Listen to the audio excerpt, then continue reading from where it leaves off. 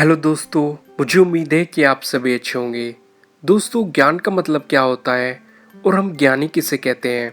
इस दुनिया में बहुत सी चीज़ें मौजूद हैं।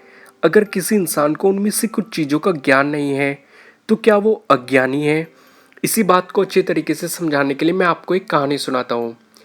एक बार गंगा को पार करने के लिए कई लोग एक नाव में बैठे।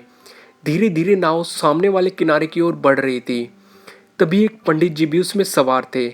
पंडित जी ने नाविक से पूछा, क्या तुमने भूगोल पढ़ी है? भोला भाला नाविक बोला, भूगोल क्या है, मुझे इसके बारे में कुछ नहीं पता। पंडित जी ने अपने ज्ञान का प्रदर्शन करते हुए कहा, तुम्हारी पाव भर जिंदगी पानी में गई। फिर पंडित जी ने दूसरा प्रश्न किया, क्या तुम इतिहास जानते हो? महारानी लक्ष्मीबाई कब और कहाँ पैदा हुई? उन्होंने कैसे लड़ाई की? नाविक को इसके बारे में भी कुछ नहीं पता था। पंडित जी ने कहा, ये भी नहीं जानते तो तुम्हारी आधी जिंदगी पानी में गई।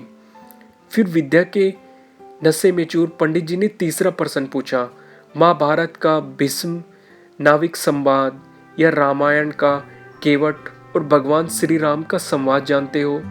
तो अनपढ़ नाविक क्या कहे, उसने इशारे में ना कर दिया। तब पंडित जी मुस्कुराते हुए बोले, तुम्हारी तो पौनी जिंदगी पानी में गई। तभी अचानक गंगा में प्रवाह तीव्र होने लगा। नाविक ने सभी को तूफान आने की चेतावनी दी और पंडित जी से पूछा, नौका को तूफान में डूब सकती है, क्या आपको तैरना आता है? तो पंडित जी घबराहट से बोले, मुझे तो तैरना वैरना बिल्कुल भी नहीं आता। नाविक ने स्थिति भांपते हुए कहा, तब तो समझो आपकी पूरी जिंदगी पानी में गई। कुछ ही देर बाद नौका पलट गई और पंडित जी नाव के साथ बह गए और पानी में डूबकर मर गए। दोस्तों, इस कहानी से मैं सिर्फ आपको यही समझाना चाहता हूँ कि विद्या वाद विवाद के लिए नहीं है और न ही दूसरे को नीचा दिखाने के लिए है।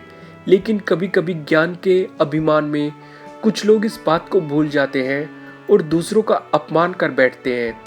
याद रखिए, शास्त्रों का ज्ञान समस्याओं के समाधान में प्रयोग होना चाहिए, शस्त्र बनाकर हिंसा करने के लिए नहीं। कहा भी गया है, जो पेड़ फलों से लदा होता है उसकी डालियां झुकी होती है या फिर झुक जाती है। धन प्राप्ति होने पर सज्जनों की शालीनता आ जाती है।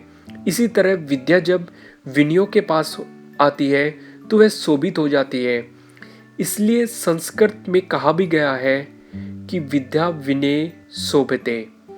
दोस्तों, मुझे उम्मीद है कि आपको ये स्टोरी अच्छी लगी होगी और अगर अच्छी लगी है तो इसे लाइक ज़रूर कीजिएगा और अगर आप हमारे चैनल पे नए हैं तो सब्सक्राइब करना बिल्कुल मत भूलिएगा और अगर आप चाहते हैं कि वीडियो किसी और के काम में आए तो आप इसे शेयर भी कर सकते हैं।